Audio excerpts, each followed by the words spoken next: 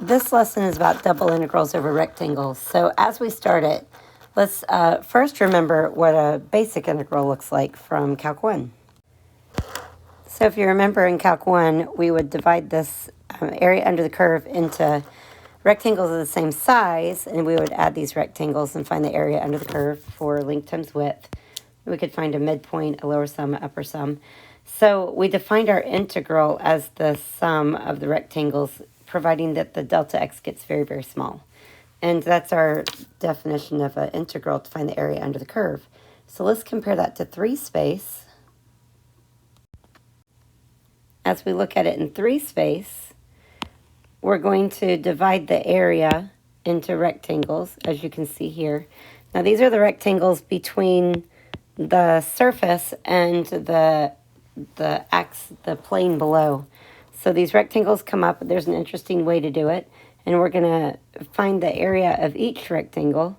We're going to find the volume of each rectangle and add all the volumes to find the volume of the space between the surface and the plane. So we're going to write this as a double integral, and it's the double integral with respect to the area. So it's the double integral of the region of f of x and y with respect to the area under the curve. And again, as you make these rectangles smaller and smaller, we have a double summation because we're working with x and y. And it's a very similar formula. If you look at this formula number 5, it's very similar to the formula up here, number 2, because we're going from a 2-plane to 3D space, R3. So our integral formulas are very similar. Now, there's an interesting way to figure this. It's going to use the midpoint, so to speak, of the rectangles, and then we're going to talk about where those dots are. And you can estimate it that way, and it's very similar to our midpoint rule that we learned in previous calculus. Well, if you look at this box gives us our definition, so to speak, of volume. So if we have a function in terms of x and y greater than or equal to 0, the volume of the solid that lies above the rectangle R and below the surface of the function is given by v is equal to the double integral in terms of x and y in relation to the area. So let's start with a real quick example where we're estimating.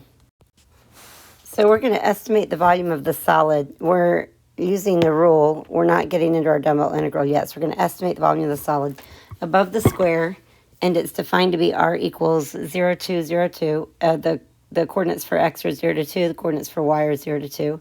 And below the paraboloid, z equals 16 minus x squared minus 2y squared.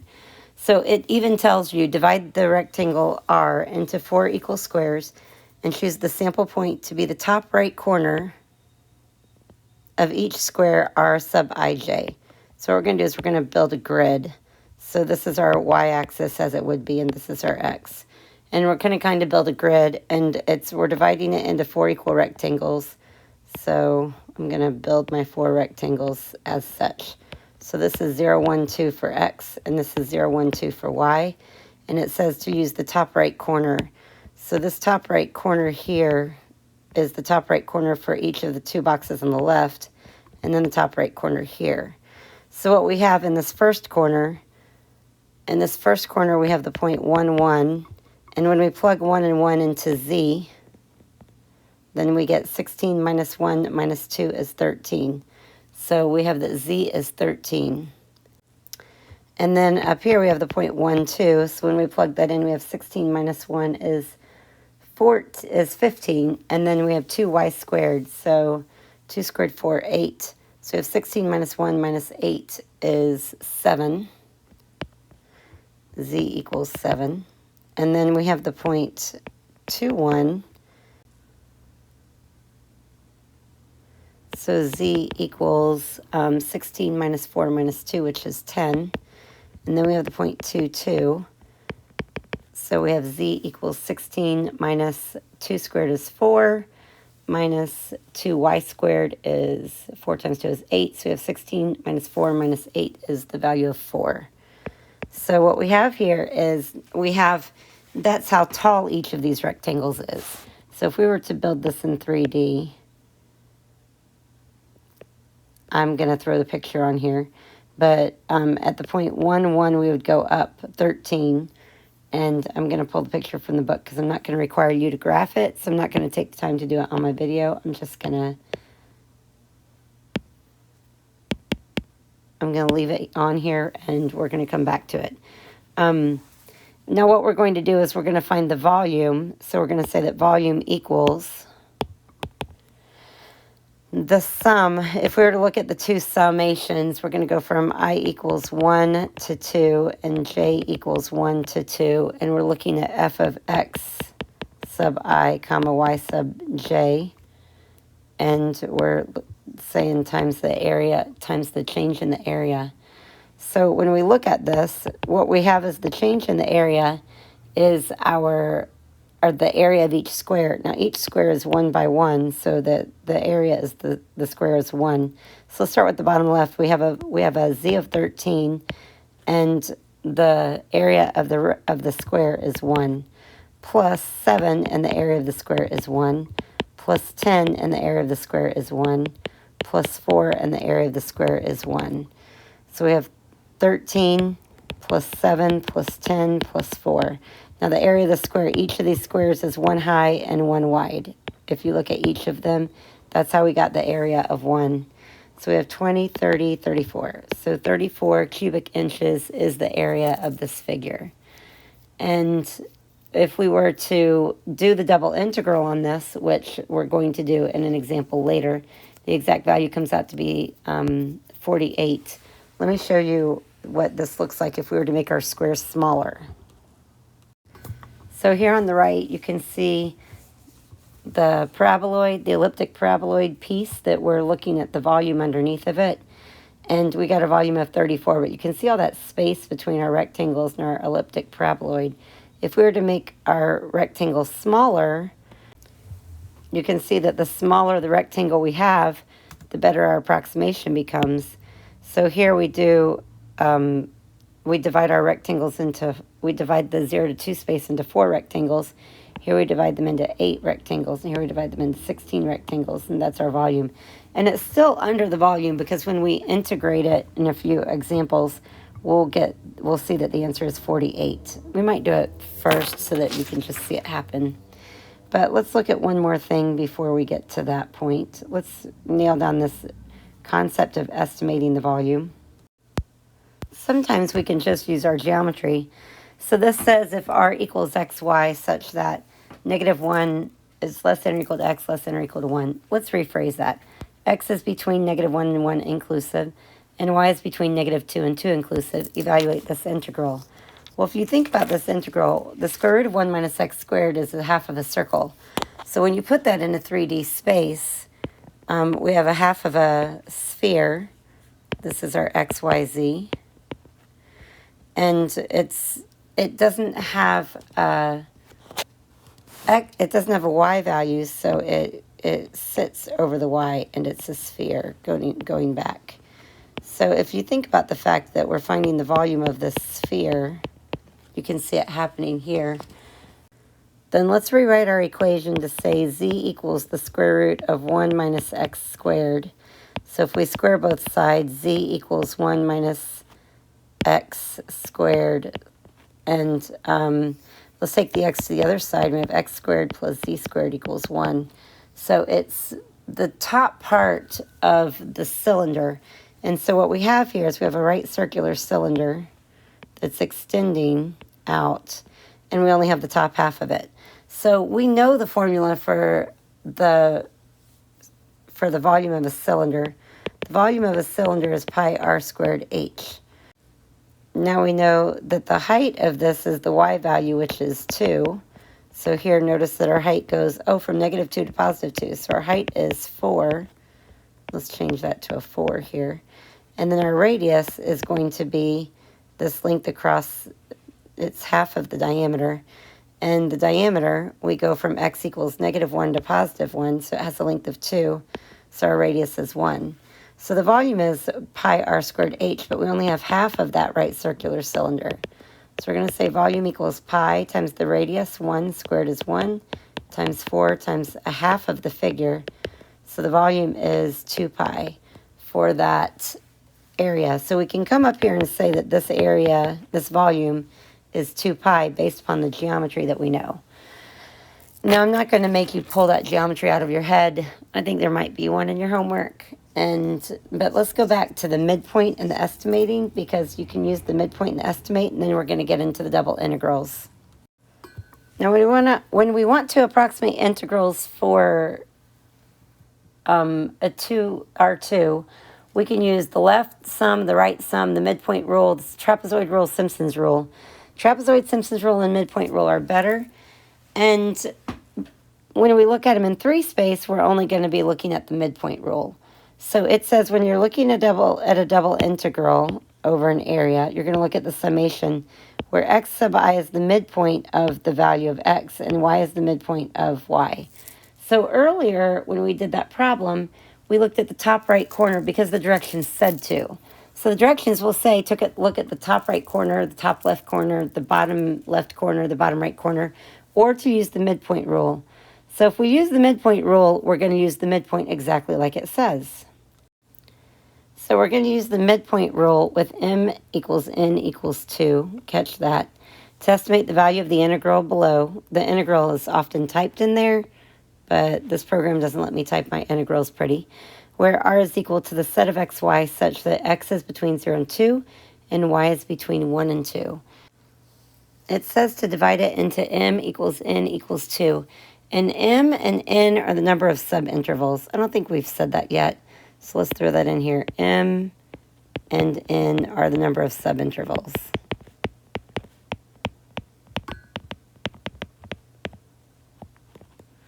All right, so we're dividing that. Let's go ahead and draw our xy plane, because we're going to divide this up into the appropriate subintervals.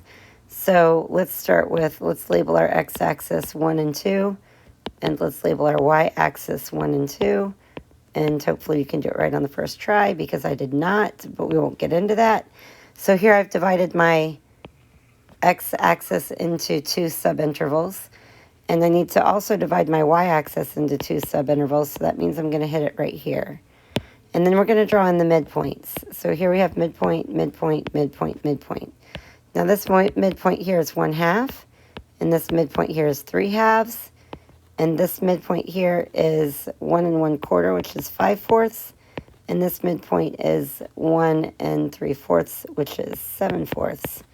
So when we plug these values into our function here, that's given to us in our integral symbol, then we're going to plug in the red values that we have. So let's start with the fact that I have let's say f of xy equals x minus 3y squared. We could make a table, x, y, z, because this is technically z. That may be easier. So let's do it that way. So here we have x, y, and then z is what we're going to need. So the x value is 1/2, and the y value is 5/4. The x value of 1/2, the y value is 7/4. The x value is 3/2, the y value is 5/4, and the x value of 3/2 gives a y value of 7/4. So we're going to plug that into x minus 3y squared, and I'm not going to do it in my head on this video for you to watch me come up with those values. So let me come up with these values and then come back. You do the same. Pause the video. Let's do them together. Now, these are the values I came up with. Hopefully you agree. What we're going to do is we have to take each of these values now, and I'm going to say dA, because you're going to multiply the height times the area of the base to find the volume of the figure. So I'm going to add another column on here, and let me make it a different color. Hopefully I can make that happen this time. So when we do that, the area of this rectangle has an x value of 1 and a y value of 1/2. So 1 times 1/2 is 1/2. So we have 1/2 for our change in the area all the way down. And then to find the volume, we're going to multiply the area of the base times the height. So we have negative 67/16 times 1/2 plus negative 139/16 times 1/2 plus we have negative 51/16 times 1/2 plus we have negative 123 over 16 times 1/2. Now, if you remember, you could factor that 1/2 out, and you could have just said negative 67 over 16 minus 139 over 16 minus 51 over 16 minus 123 over 16. So if you add all the numerators, so if we add all of that, we get v equals 1/2 times negative 380 over 16, which is negative 380 over 32, but better yet, it's negative 190 over 16, which reduces and reduces and reduces. I guess it just reduces one more to negative 95 over 8. That's our estimation of our volume based upon using the midpoint rule. So here's the key. You create your box using the midpoints, and you find the midpoint accordingly. You find the midpoint, you find the value, and the area of the base. So it's the sum of the product of these two columns. It's an interesting, and it's not too bad. But let's get into the double integral now, the iterated integral. Now, we don't usually do an integral directly from the definition of an integral, so we use the fundamental theorem of calculus. We're going to do similarly here. So we're going to suppose that we have f of xy is a function in two variables, x and y, and we have it on a rectangle. Let's say that our rectangle is a to b cross c to d. So a to b are your bounds for x, and c to d are your bounds for y.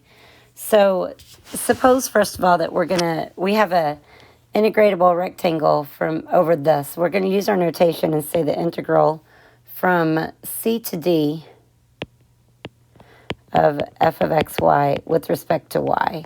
Now what that gives us is that holds x fixed, and we're integrating with respect to y. It's called the partial integration with respect to y. It's very similar to partial differentiation, but you're not going to stop there. But our a to x does depend upon x. So after we do that, then we're going to integrate from a to b with respect to x.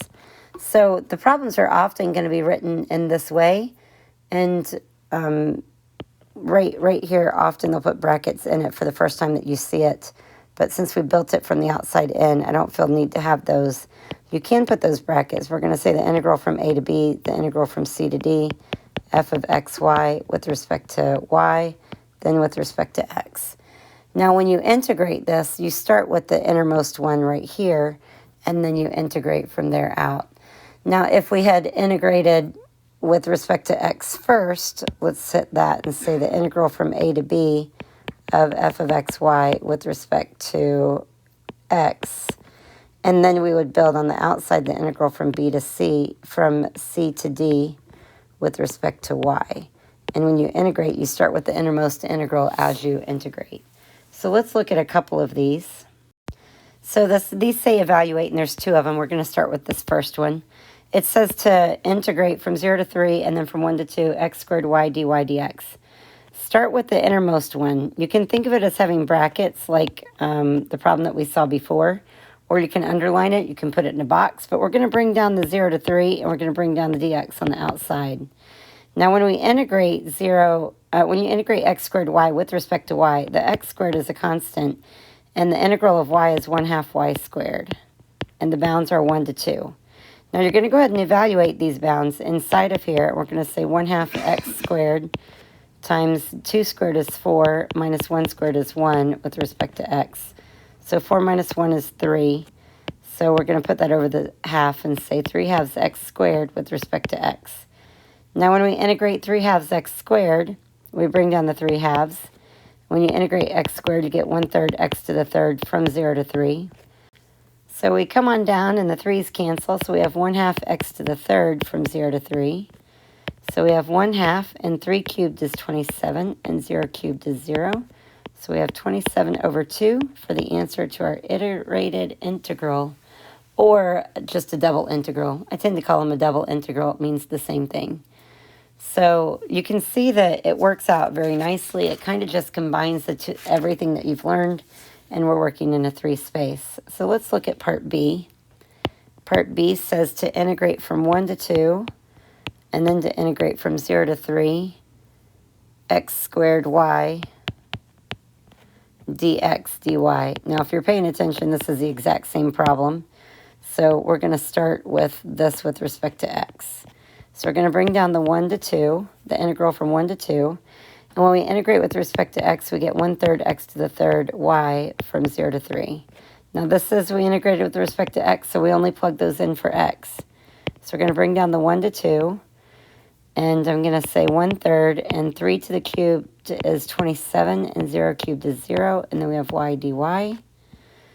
So 1 to 2, 27 over 3 is 9y with respect to y. So when we integrate that, we get 9 over 2 y squared from 1 to 2. Now I'm going to bring down my 9 over 2, and 2 squared is 4, minus 1 is 3. So 3 times 9 is 27 over 2. And you can see that we have the same answer because the x and the y terms are separate and they don't have anything in common. We get the same answer no matter how we integrate it. So let's look at a generalization of that. Let's put it right here.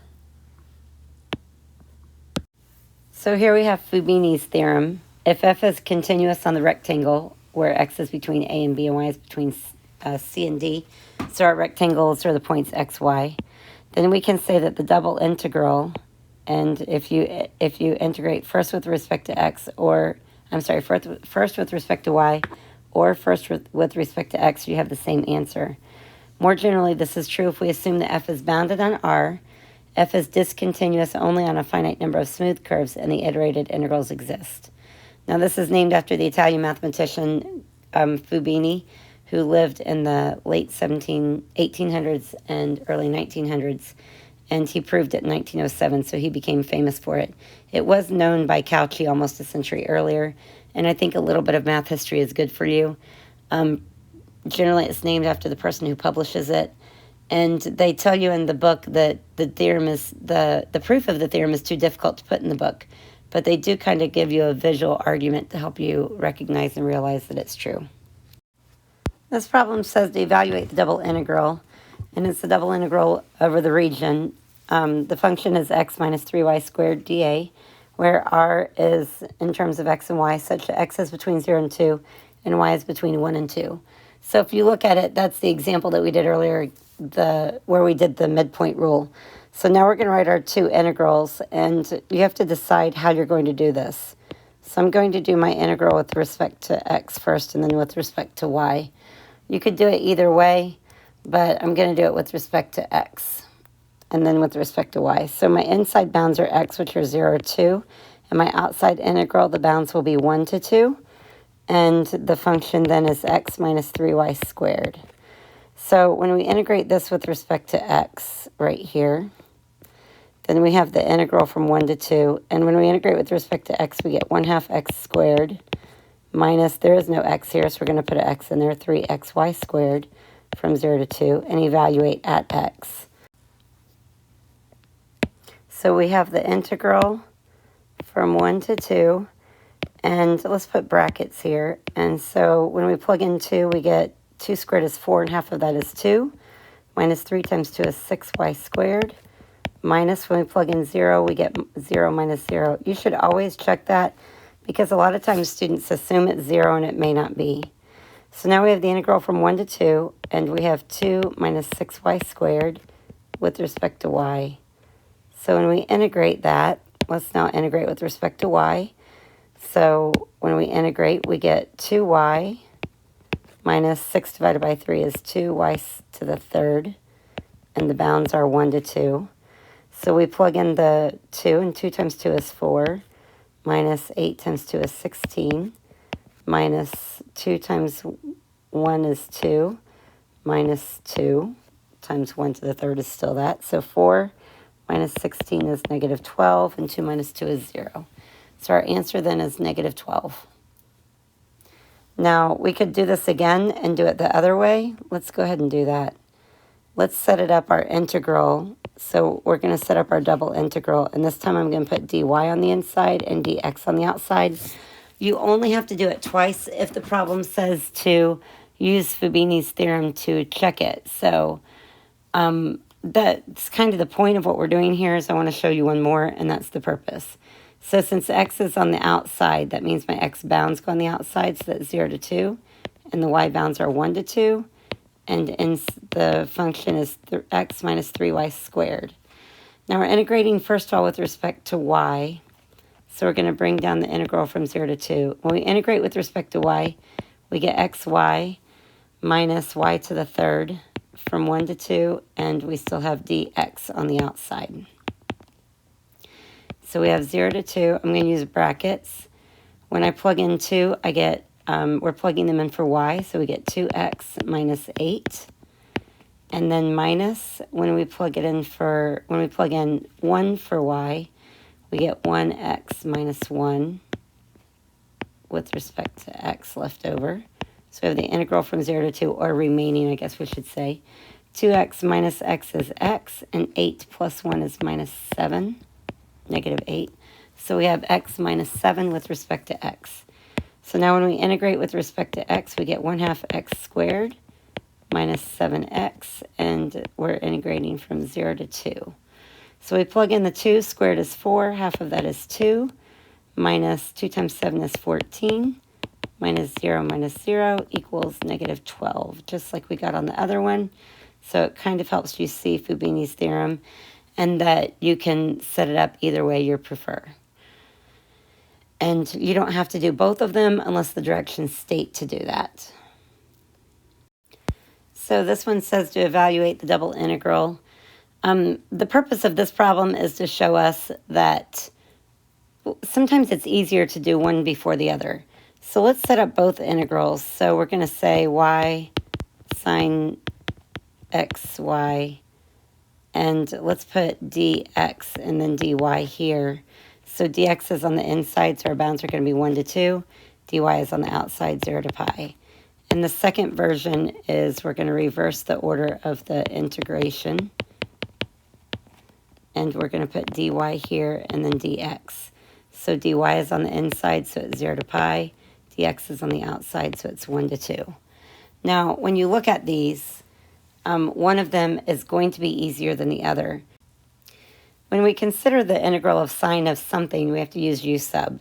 So if we let u equal xy, now remember that in this case we're starting with x.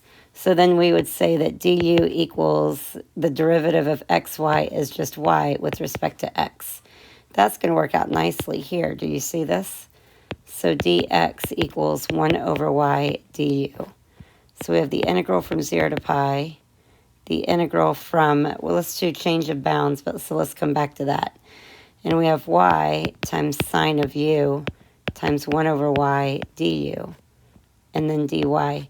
So these y's are going to cancel. By the way, when u equals xy, so when x equals 1, u is going to equal 1y. And when x equals 2, u is going to equal 2y. So we have y and 2y for our bounds, which is pretty interesting here. But the y's canceled out, so we're going to go 0 to pi. And the integration of sine of u, let's clean it up and say the integral from y to 2y of sine of u du and then dy. So when we integrate sine of u, the integral of sine is negative cosine of u from y to 2y, and then we're going to integrate with respect to y. So let's keep 0 to pi. So we have negative cosine of 2y plus cosine of y dy. I personally would split these into two integrals because I always work out my u sub. So I'm going to say negative cosine of 2y dy plus the integral from 0 to pi cosine of y dy. Now that's a nice easy one, but this one I'm going to do u sub. So I'm going to let u equal 2y. So du equals 2 dy. dy equals 1/2 du. If u equals 0, then, if y equals 0, then u equals 0. And if y equals pi, then u equals 2 times pi is 2 pi. So we're going to say negative the integral from 0 to 2 pi cosine of u times 1/2 du. So we integrate that. We get 1/2 with the negative out front. The integral of cosine is positive sine of u from 0 to 2 pi. So we have negative 1/2 sine of 2 pi plus 1/2 sine of 0. Now sine of 2 pi is 0 and sine of 0 is 0. So that gives us 0 for those pieces. And then we're going to come straight down here and say plus 0 to pi. When we integrate cosine, we get positive sine of y. Let's bring it up just a little bit. Positive sine of y from 0 to pi. So we have sine of pi minus sine of 0. And that's all 0, so the answer is 0. Now, that truly is the right answer. It is 0, and that's because part of it is positive and part of it is negative. We weren't asked to find the volume. We were asked to integrate. Let's bring this picture in so you can see that it really is 0 before we keep going.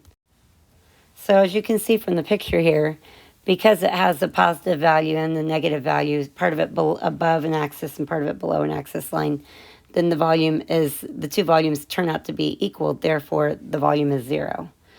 Now, the whole purpose of this problem is to see that we could do this one. Let's talk about the other side. If we were to integrate this, remember we're working with respect to y. So if we let u equal xy, then du equals x dy. So dy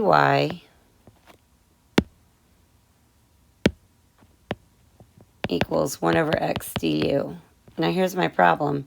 When you go to integrate it, this y doesn't cancel out. So that tells you that you don't want to do it that way, because you're going to end up with the integral from 1 to 2, the integral from 0 to pi. You still have y sine of u. Well, you could call y equals u over x. So we're going to say y sine of u times 1 over x du and then dx. Now when we look at this further, in place of y, we could put u over x times 1 over x sine of u du dx. Now all of that, you have u sine of u. So I'm going to say 1 over x squared times u sine of u du dx. Now this requires integration by parts. So when you get to this part right here and life became more complicated, I didn't change my bounds. Let me pause and say I didn't change my bounds. So let's ignore those all the way around. But life became more complicated. So let's try the other method first, because one of them may be easier than the other. And how do you note that? It comes with practice. Because if I'm going to use u sub, notice that when I'm going to use u sub over here on the left part, my y's are going to cancel out beautifully and make my problem nice. So you might want to start both of them and see which one works better. This says find the volume of the solid S that is bounded by the elliptic paraboloid x squared plus 2y squared plus z equals 16, and the planes x equals 2 and y equals 2, and the 3 coordinate planes. So this is the one that we estimated earlier using the top right corners. We had z equals 16 minus x squared minus 2y squared, and we're given some values. So we're looking at the same thing here. Let's bring this picture in. I brought the blue one, even though it has the rectangles underneath, because it's prettier than this other one. But I wanted you to see both. So we're looking for the solid bounded by this elliptic paraboloid. So we're going to do a double integral. And our equation is, we're going to solve for z and go back to that 16 minus x squared minus 2y squared, because we need a function in terms of x and y. Now, does it matter if you do x or y first? I'm going to go with x first in this case. It doesn't matter. It doesn't look like it matters because it's not that big of a deal. So my inside bounds from x it's bounded by the 3 axis lines. So that means you start with x equals 0 and go to x equals 2. And for the y, we're going to do the same. We're going to start with the axis line of 0 and go to y equals 2. So that's why it gives us the square. So we're in the same space as we were before, but instead of estimating using a rectangle and values, we're actually going to integrate. So let's integrate from 0 to 2. When we integrate with respect to x, notice we're integrating with respect to x. So we have 16x minus 1/3 x to the third minus 2xy squared. And you can say here x equals 0 to x equals 2 to help keep you in the right track. Sometimes that's helpful. So I'm going to show you that notation at this point because some people like it. I tend to just pay attention to where I am, but sometimes we lose those things. So either way. So I'm going to plug in 2. By the way, when I plug in 0, I get 0, 0, 0. I'm checking that now, so I'm not going to do another thing. So when I plug in 2, I get 32 minus 8 over 3 minus 2 times 2 is 4y squared. And then we have 0, 0, 0 dy. Now, I could integrate this like it is with respect to y, but I really do like to combine like terms. So when I combine like terms, I have 88 over 3. 88 over 3 minus 4y squared. And we're going to integrate this with respect to y. So I'm going to switch colors. When I integrate with respect to y, then we get 88 over 3y minus 4/3 y to the third from 0 to 2. That third doesn't really look like a third. Let's try it again. From 0 to 2. And you could say y equals 0 to 2, but I don't know that it's that important because y is your only variable left. So when we plug in 2, we get 96 over 3. That is not correct. When we plug in 2, let's try that again. We get 176 over 3. That looks better. Minus 2 to the third is 8 times 4 is 32 over 3. When I plug in 0, I get 0 and 0. So when we subtract these, I get 144 over 3 is our answer. So that is the volume that we have underneath there. Oh, wait, I did not check. That divides evenly. 3 goes into 14 4 times with 2 left over. So this makes the total of 48. Now, if you remember earlier when we did this, if you go back, we got 34 when we estimated it, but the smaller we made our rectangles, the better our approximation was. So that kind of gets us into that area, and you can see it to be true. Normally, we have a function in terms of a function in terms of x and y, and they're kind of intermixed like the ones we've looked at. But consider the case where f of xy is actually equal to g of x times h of y. That means they're not mixed together. For example, sine x cosine y. So an example of this could be sine of x times cosine of y. Or we could have e to the x times y squared plus 5y plus 4.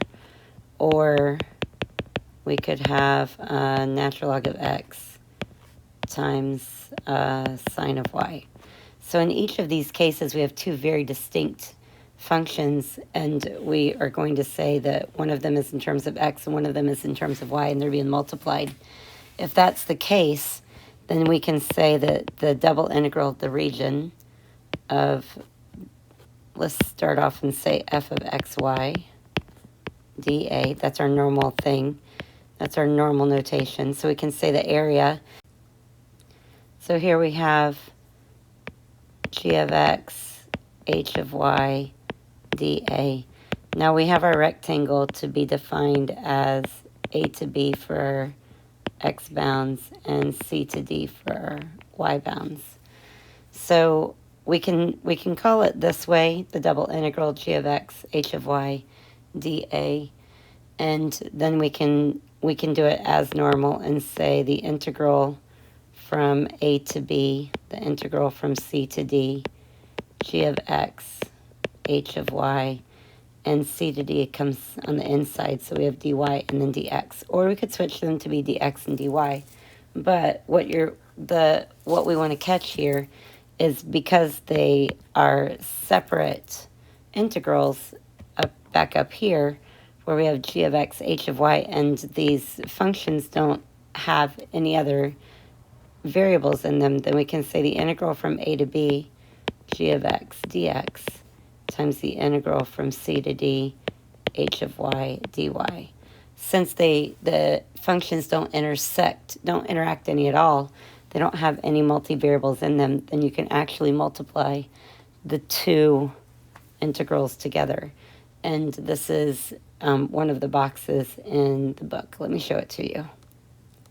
So you can see it written out here. And they wrote it pretty much the way I did. So you can do it the way we've been doing it, and you're still going to get the same answer, or you can do it as the product of the integrals. Both will be true. So let's look at an example where it would be true. So here we have the integral, the double integral over the region, and we have sine x cosine of y dA, and the rectangle is 0 to pi over 2 by 0 to pi over 2. So I'm going to work it out two ways. I'm going to work it out, first of all, using the way we've been doing it. So we have the double integral, sine x cosine y. I like to do dx and then dy. So the bounds for both are 0 to pi over 2. So let's go ahead and work that out. So in terms of x, when we integrate this, we keep the 0 to pi over 2. And the integration of sine of x is negative cosine of x times cosine of y from 0 to pi over 2. And remember, you can say x equals there, dy. So we have 0 to pi over 2. So let's say negative cosine of pi over 2 plus cosine of 0. And then we have cosine of y dy. So cosine of pi over 2 is 0, and cosine of 0 is 1. And we still have cosine of y dy. So we have the integral from 0 to pi over 2, cosine of y dy. Now when we integrate with respect to y, the integration of cosine of y is positive sine of y from 0 to pi over 2. So we're going to have sine of pi over 2 minus sine of 0. And sine of pi over 2 is 1, minus 0 is 1. So that means that that integral is 1.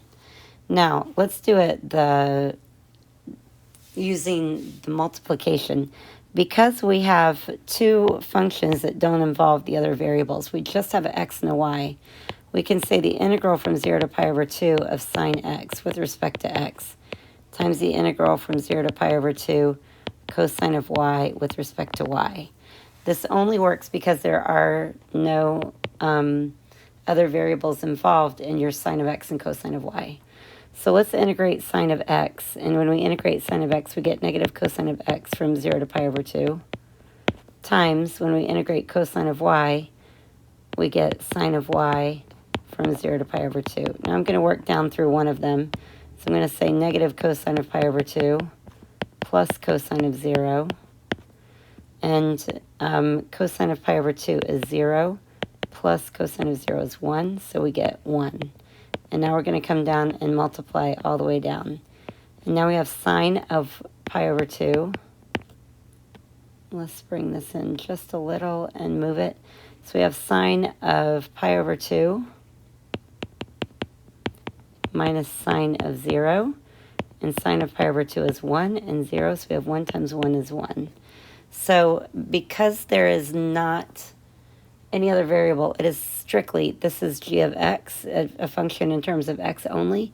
This is a function in terms of y only.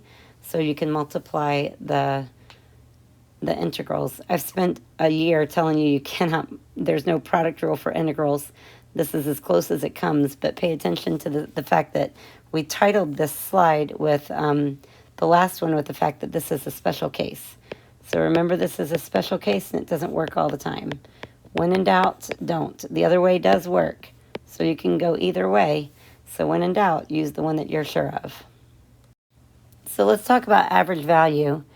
In chapter 6, with single function variables, we learned that the average value of a function is 1 over b minus a, the integral from a to b, f of x dx. Nice and easy. It's beautiful. It's wonderful.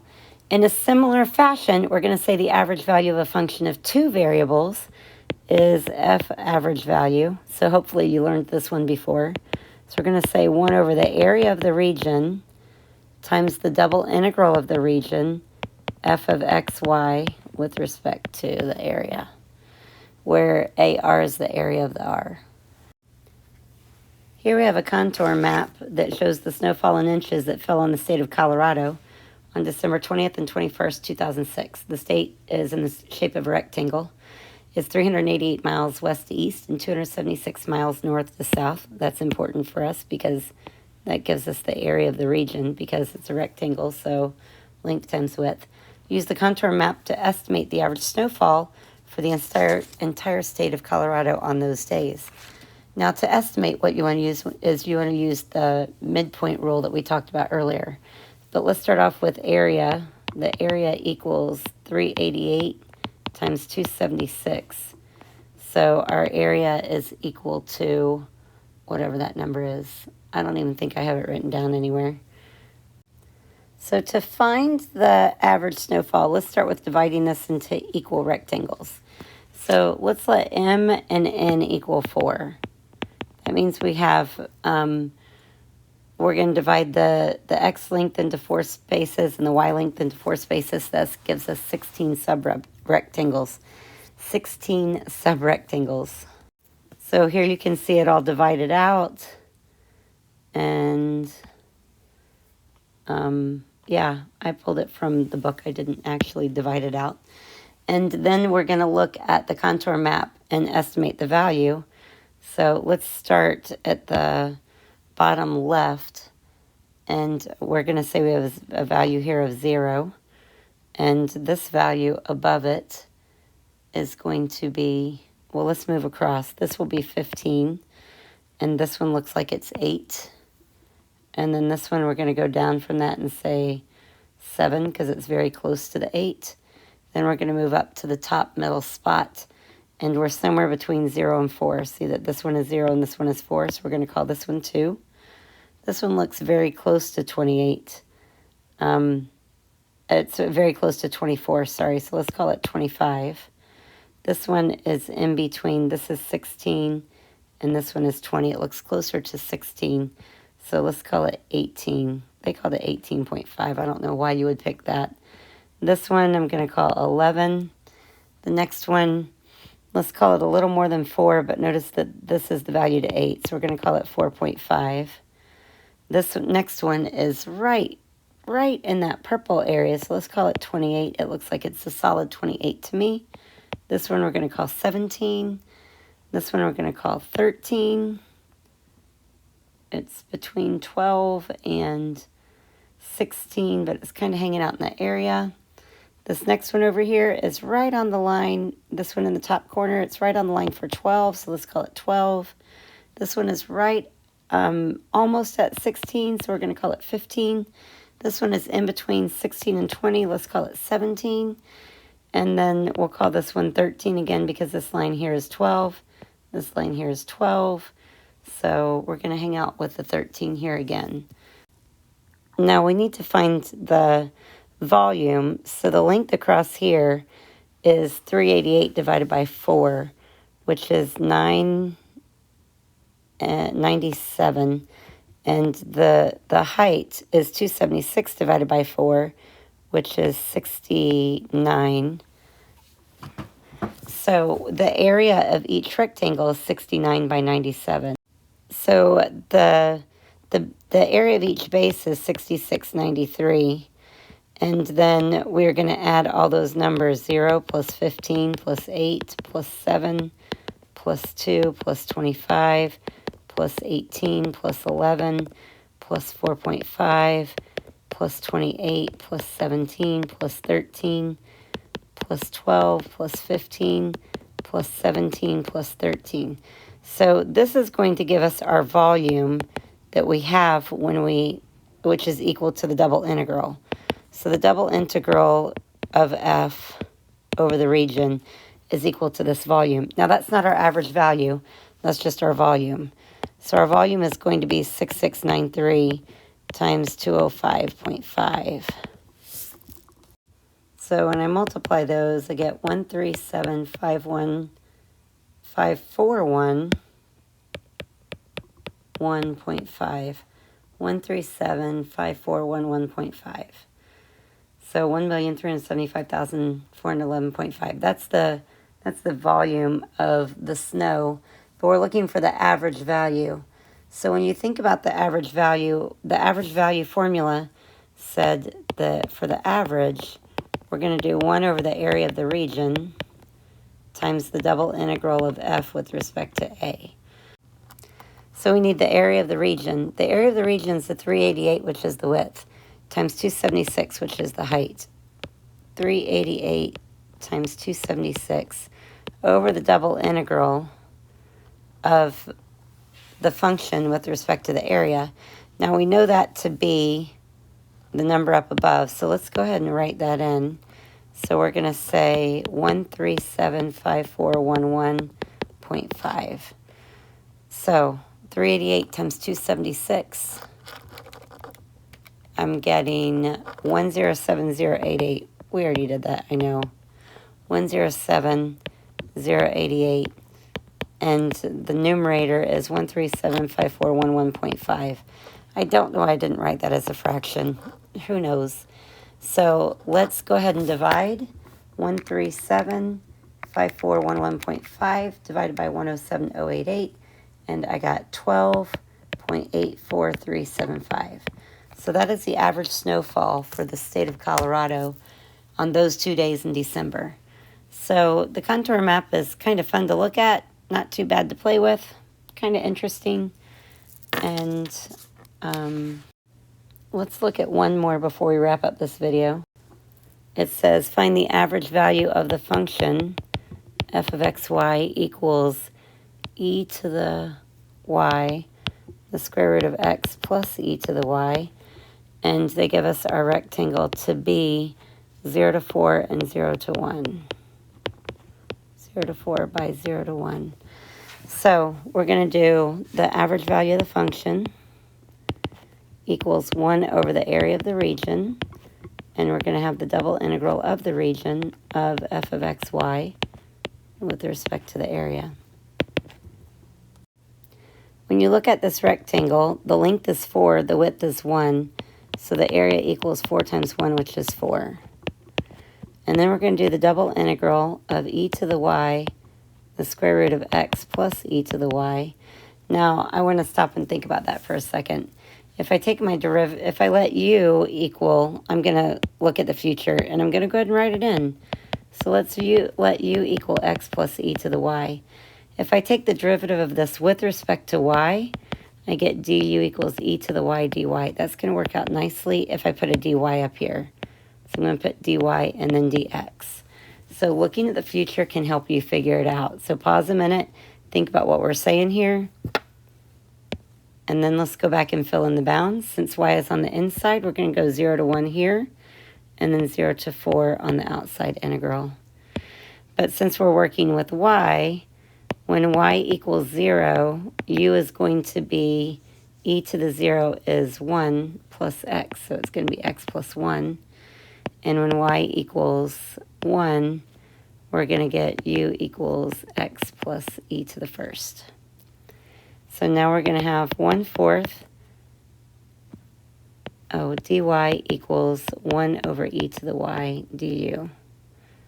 All right, so now let's start it again. So we have 1/4 the integral from 0 to 4, the integral from, in place of 0, we're putting x plus 1, and up here we're putting x plus e. And we have e to the y. That kind of looks like an x, so be careful. E to the y, the square root of u. It's a very long square root. Let's try it again. And we have 1 over e to the y du. Now notice those e to the y's cancel because that's the way we chose our u accordingly. So now we're going to keep integrating, and we have 1/4 the integral from 0 to 4, the integral from x plus 1 to x plus e, and I have u to the 1/2 du. Oh, and then dx. I forgot my dx. Don't forget your dx. It's a problem. So we have 1/4 the integral from 0 to 4. Now when we integrate u to the half, we get u to the 3/2, and there's a 2/3 constant out front. And we're going to go from x plus 1 to x plus e and plug those in place of u. So we have 1/4 the integral from 0 to 4. So we have 2/3, and u is x plus e to the 3 halves minus 2/3 x plus 1 to the 3 halves with respect to x. Well, that's not very pretty. Let's factor that 2/3 out from both. So I'm going to have 2 cancels with the 4. So we're going to have 1 over 6, the integral from 0 to 4. So we have x plus e to the 3 halves minus x plus 1 to the 3 halves with respect to x. So in my life, that requires 2 u subs, so I'm going to split them. So we have the integral from 0 to 4, x plus e to the 3 halves dx minus 1/6, the integral from 0 to 4, x plus 1 to the 3 halves dx. So let's do this one. Let's let u equal x plus e, then du equals just dx. And when x equals 0, u equals e. And when x equals 4, u equals 4 plus e. So we're going to have 1/6 the integral from 0 to 4. Nope. The bounds are going to be from e to 4 plus e. So then we have u to the 3 halves du, because du is equal to dx. So when we integrate u to the 3 halves, we're going to bring down our 1/6. We get u to the 5 halves, and this is 2/5. And we're going from e to 4 plus e. So this becomes 1/15. And u is 4 plus e to the 5 halves minus 1/15 e to the 5 halves. That is not a very pretty answer. Now we're going to continue on the second part, and I'm going to let m equal x plus 1. So dm equals dx. So I have minus 1/6. Now I need to do bounds. When x equals 0, m equals 1. And when x equals 4, m equals 5. So we have the bounds from 1 to 5. And we're going to put m to the 3 halves dm. So we get minus 1/6 times 2/5 m to the 5 halves from 1 to 5. So we get minus 1/15 5 to the 5 halves minus 1/15 1 to the 5 halves, which is just 1/15. So we have a really messy answer here. We have 1/15. Let's pull this out. So we have 4 plus e to the 5 halves minus e to the 5 halves minus 5 to the 5 halves minus 1. And that's our average value. You could come up with a decimal for it. Oh, I forgot this is a plus. Let's make that a plus because minus minus makes a plus. And that's the answer. Double integrals aren't really hard. These double integrals over rectangles aren't really hard, and I hope that you understand it and enjoy it.